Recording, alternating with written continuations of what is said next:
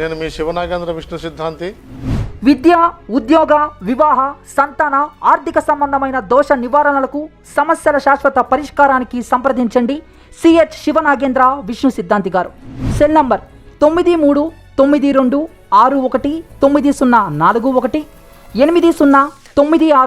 8096617029. గృహవాస్తు, గృహ శంకుస్థాపన, పెళ్లి ముహూర్తాలు పెట్టబడును. జాతక దోషాల నివారణ, వాస్తు దోషాల పరిష్కారం, యజ్ఞములు, యాగములు జరిపించబడును. జ్యోతిష భవిష్యత్తు చెప్పబడును. హలో అండి, అందరికీ నమస్తే. నా పేరు దేవిరెడ్డి శ్వేతారెడ్డి. నేను హైదరాబాద్లో ఉంటున్నాను, ఎల్బీ నగర్లో.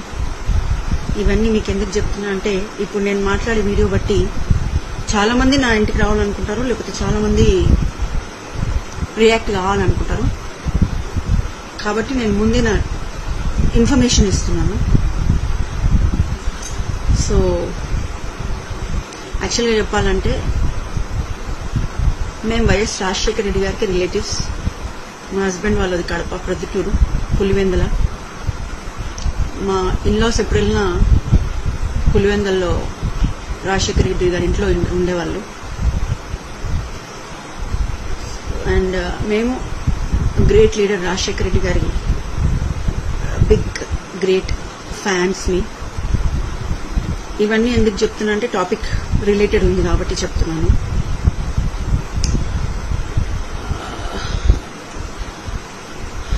సో అలాగే మాకు జగన్మోహన్ రెడ్డి గారు అంటే కూడా చాలా అభిమానము.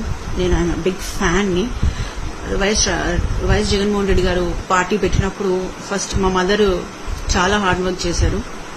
But after some incidents Jagan గారు జైలుకి వెళ్ళిన తర్వాత కోటి సంతకాల సేకరణ స్టార్ట్ చేసిందే మా మదర్. సో ఇప్పుడు ఇవన్నీ ఎందుకు చెప్తున్నానంటే, జనరల్గా ఓటు వేసినందుకు కానీ, లేకపోతే ఒక సిటిజన్గా కానీ మనం మాట్లాడుతున్నాను. నేను నాకు ఆంధ్రాలో ఏం జరిగినా నాకు అది సంబంధం లేని విషయం. సో 3 days బ్యాక్ రఘురామ్ గారు రెడ్డిల గురించి మాట్లాడినప్పుడు నాకు చాలా కంపరం పుట్టింది, ఒళ్ళు మండింది. యాక్చువల్గా నేను మాట్లాడదాం అనుకున్నా, బట్ ఇట్లాంటి కాంట్రవర్సెస్ ఇష్యూస్కి నేను చాలా దూరం ఉంటా. అంటే ఏదైనా ఉమెన్కి ఏదైనా అయితే మాత్రం నేను ఫస్ట్ రియాక్ట్ అవుతాను.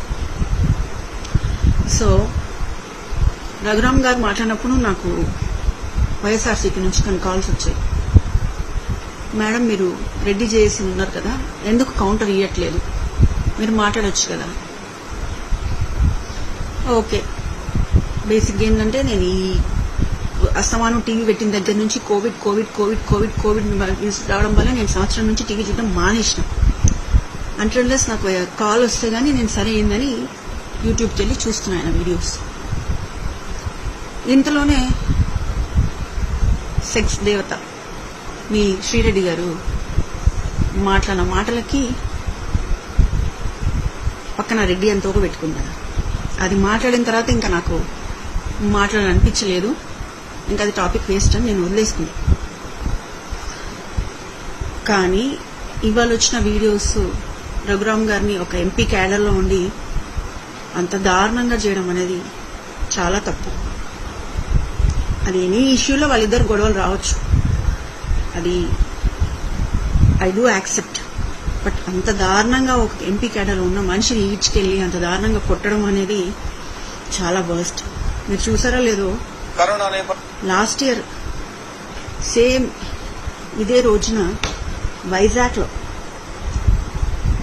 డాక్టర్ సుధాకర్ గారు మాస్క్ అడిగిన పాపానికి ఆయన ఒక పిచ్చోని చేశారు.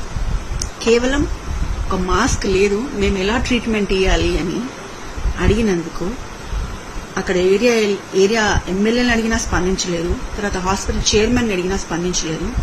సో తన వీడియో తీసి ప్రపోజల్ పెట్టినందుకు మాస్క్ కావాలని చెప్పి దానికి ఇంత దారుణంగా రోడ్డు మీద బట్టలు ఇప్పించి మరీ కొట్టారు.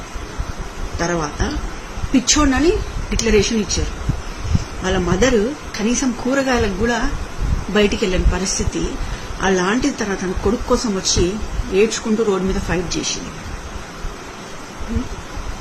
ఒక డాక్టర్ అంటే దేవుళ్ళతో సమానం. కేవలం మాస్క్ లేదు, మాస్క్ ప్రొవైడ్ చేయండి, మాస్క్ లేకపోతే మేము ఎలా ట్రీట్మెంట్ ఇవ్వాలి, మాస్క్ లేకపోతే వచ్చే పరిణామాలు ఇవి అని చెప్పినందుకు కుక్కను కొట్టినట్టు కొట్టి ఈడ్చుకెళ్లి తన లైఫ్ స్పాయిల్ చేశారు, గుండు కొట్టించి రోడ్డు మీద.